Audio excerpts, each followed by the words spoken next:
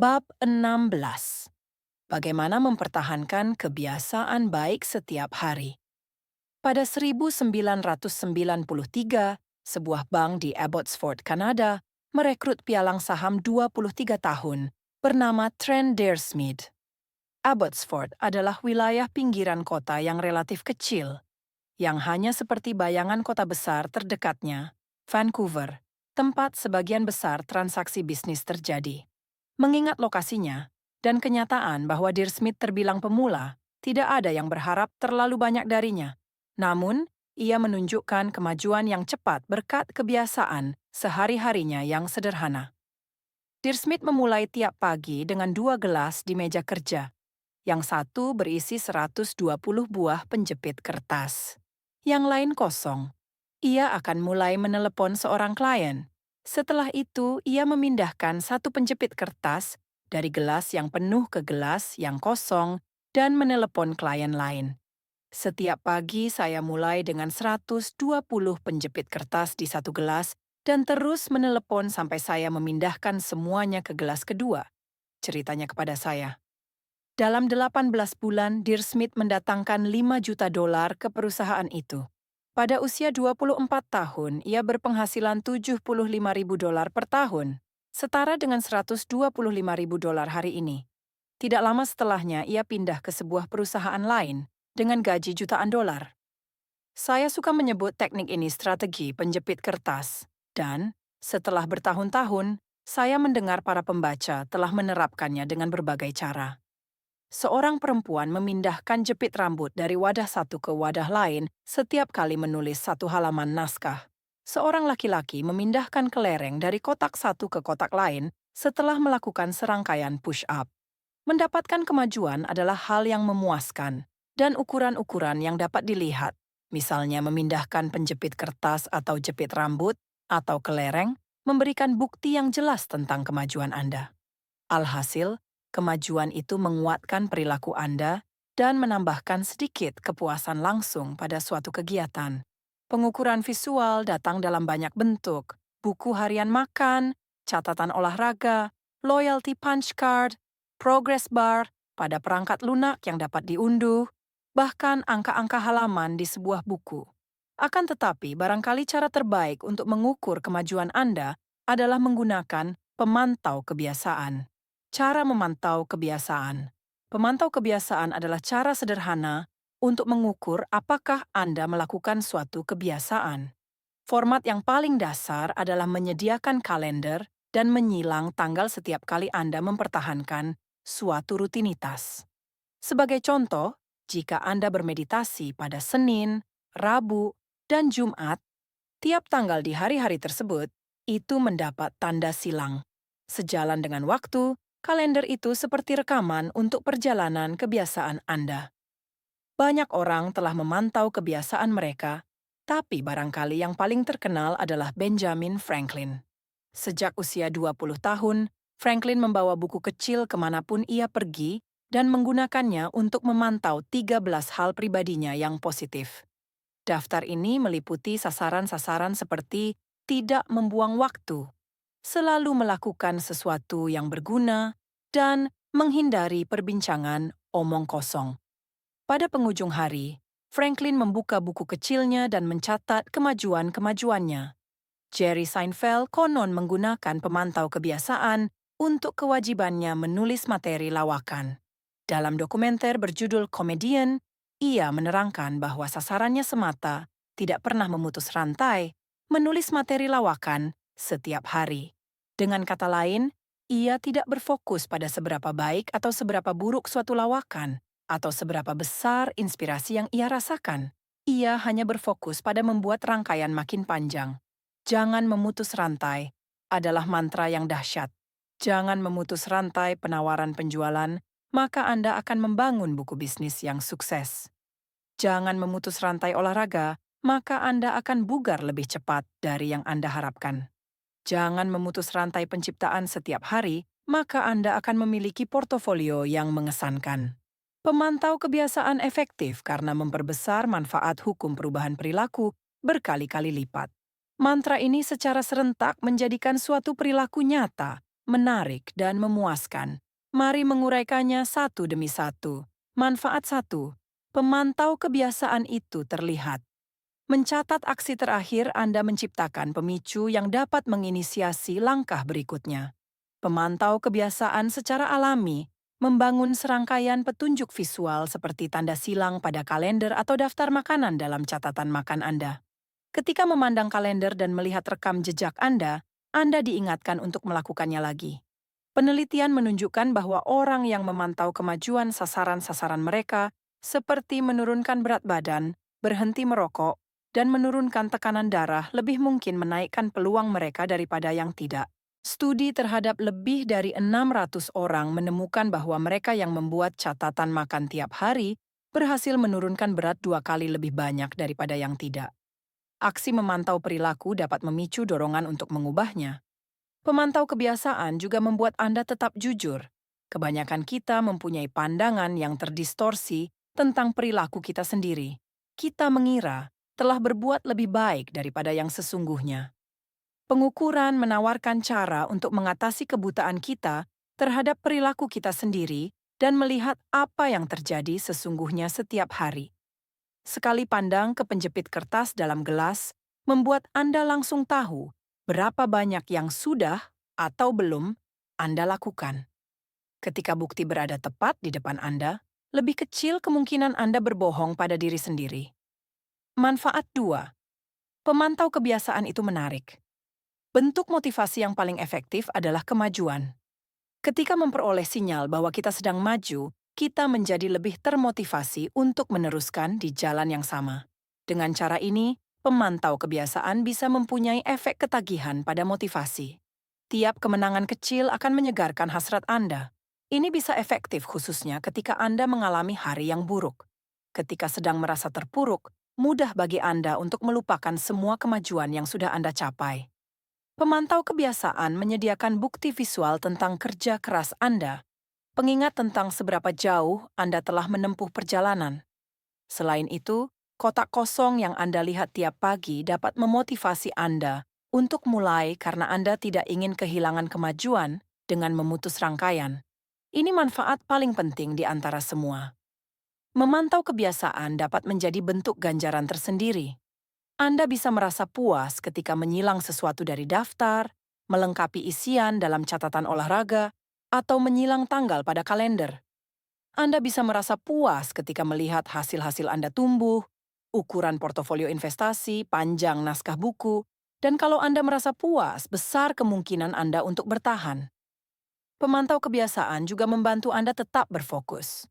Anda akan berfokus pada proses, bukan hasil. Anda tidak terpaku pada bayangan tubuh yang six-pack. Anda semata berusaha mempertahankan rangkaian kegiatan Anda dan menjadi orang yang tidak pernah melewatkan olahraga. Untuk ringkasnya, pemantau kebiasaan, 1. Menciptakan petunjuk visual yang dapat mengingatkan Anda untuk beraksi. 2. Sesuai sifat dasarnya memotivasi karena Anda menyaksikan kemajuan yang Anda buat dan tidak ingin kehilangan jerih payah.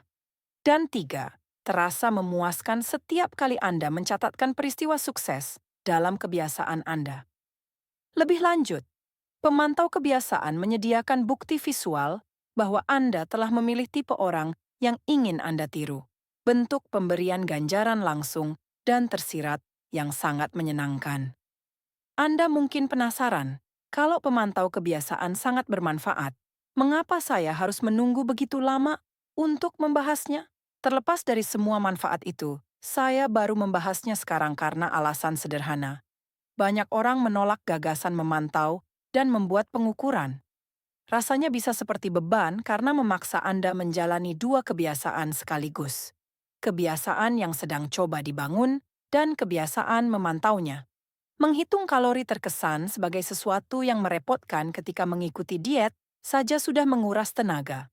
Mencatat setiap penawaran penjualan terkesan menambah pekerjaan sementara banyak yang harus Anda lakukan. Rasanya lebih mudah mengatakan, "Aku cuma akan makan lebih sedikit," atau "Aku akan berusaha lebih keras lagi," atau "Aku akan ingat untuk melakukannya." Sesuai dugaan, banyak orang mengatakan hal berikut kepada saya. Saya punya catatan harian untuk keputusan, tapi saya berharap dapat lebih memanfaatkannya. Atau saya mencatat kegiatan olahraga selama seminggu, tapi lalu berhenti. Saya juga pernah seperti itu. Saya pernah membuat catatan makan untuk memantau asupan kalori. Saya berusaha melakukannya untuk satu acara makan, tapi lalu berhenti. Memantau tidak bagi semua orang, dan kita tidak perlu mengukur seumur hidup. Akan tetapi, hampir semua orang bisa mendapatkan manfaat darinya, bahkan seandainya hanya sementara. Apa yang bisa dilakukan agar memantau menjadi lebih mudah? Pembaca yang tertarik dapat menemukan template untuk pemantau kebiasaan di atomichabits.com/tracker. Pertama, setiap kali mungkin, pengukuran harus otomatis.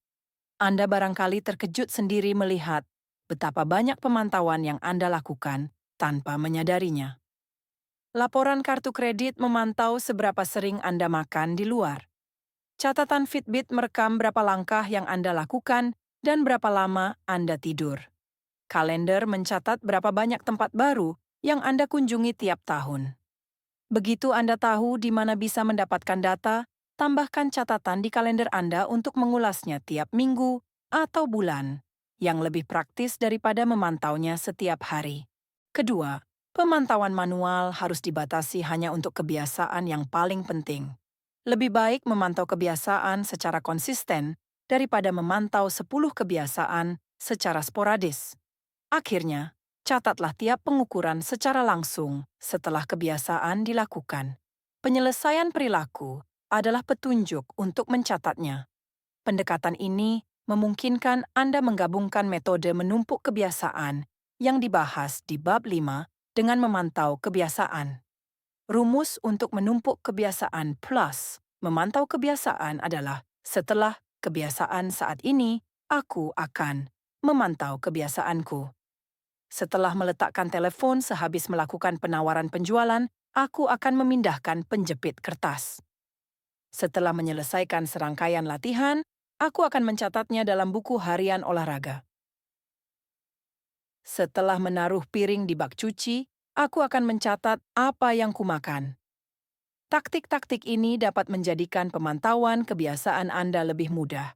Bahkan seandainya Anda bukan tipe orang yang gemar mencatat perilaku sendiri, menurut saya pengukuran selama beberapa pekan akan membuka wawasan Anda.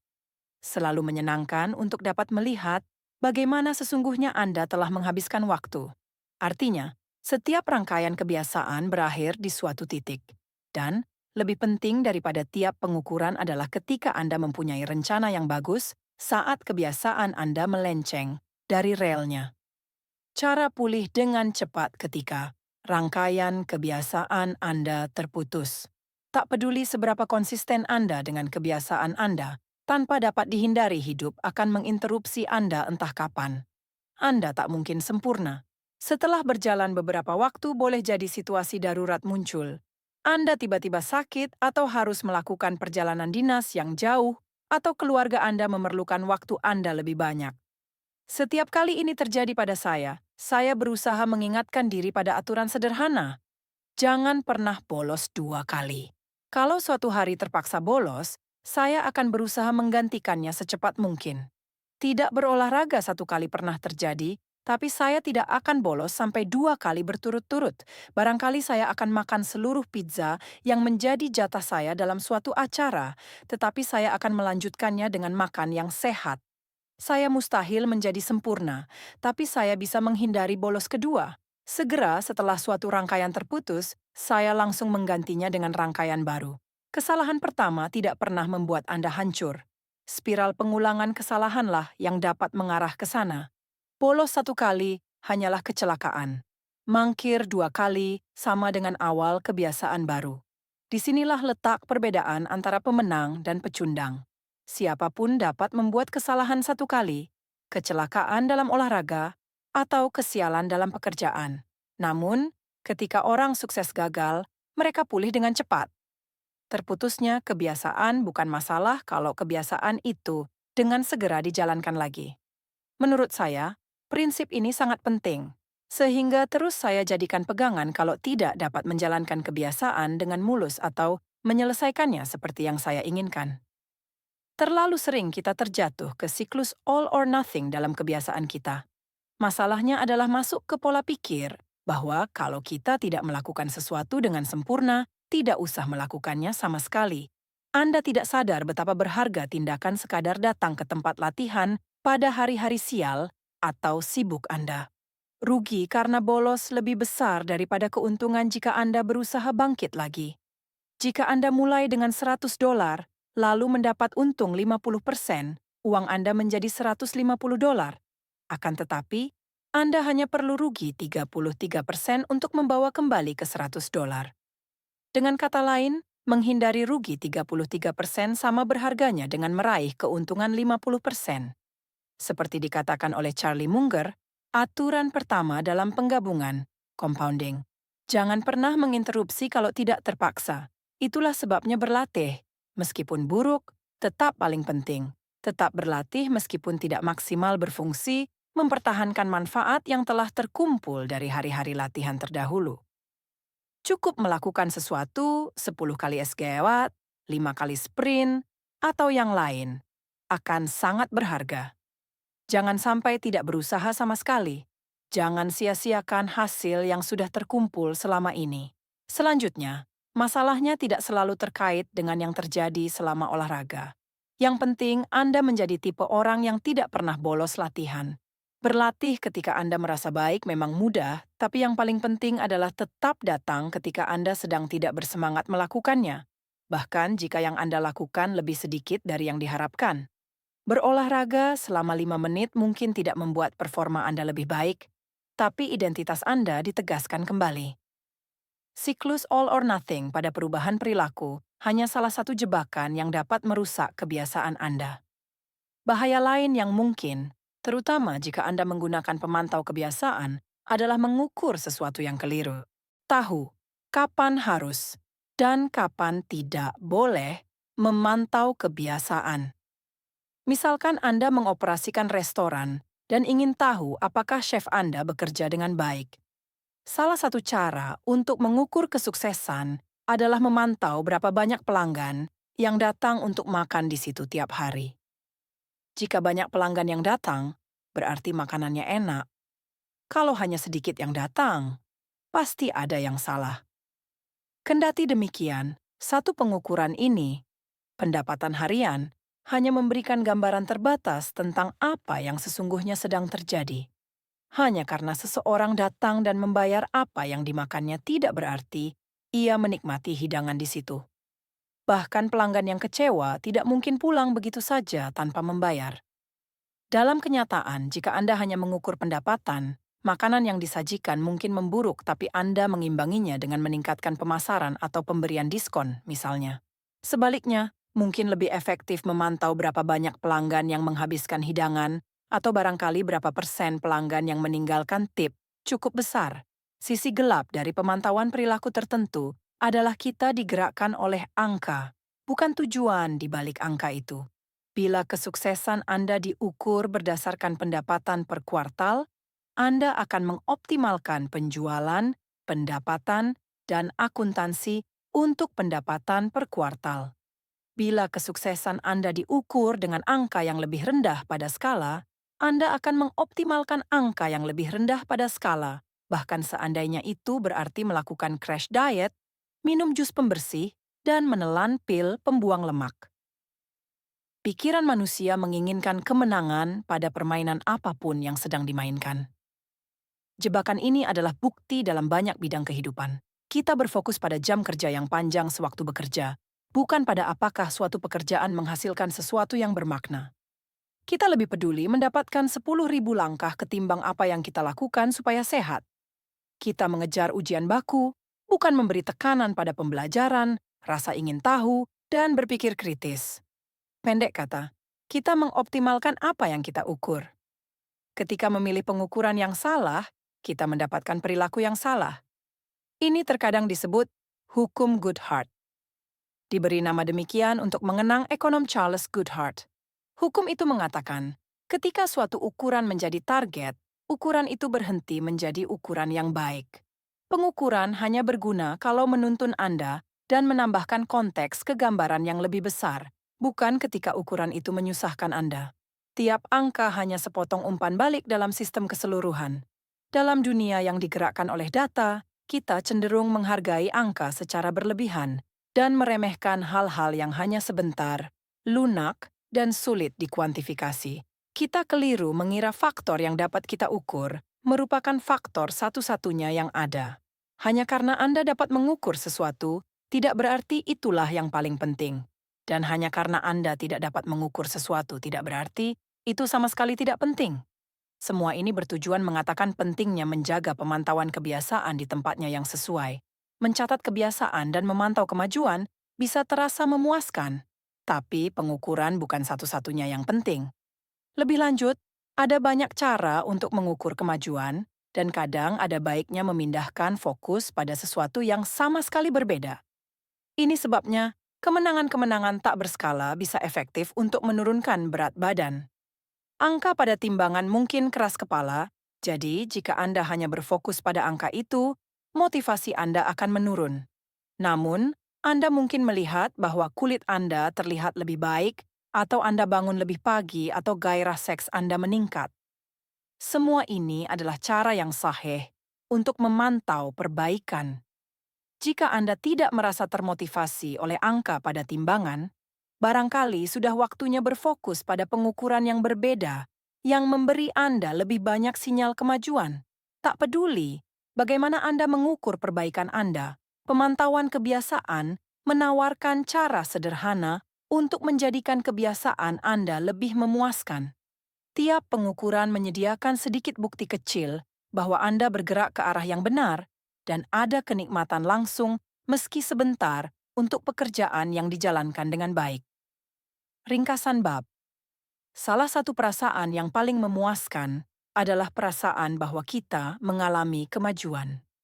Pemantau kebiasaan adalah cara sederhana untuk mengukur apakah Anda melakukan kebiasaan, misalnya membuat tanda silang pada kalender. Pemantau kebiasaan dan bentuk pengukuran visual lain dapat menjadikan kebiasaan Anda memuaskan dengan menyediakan bukti yang jelas tentang kemajuan Anda. Jangan memutus rantai. Cobalah mempertahankan rangkaian kebiasaan tetap berjalan. Jangan pernah membolos atau mangkir 2 kali. Kalau Anda mangkir pada suatu hari, cobalah kembali ke jalan yang benar secepat mungkin. Hanya karena Anda dapat mengukur sesuatu, tidak berarti ukuran adalah yang paling penting.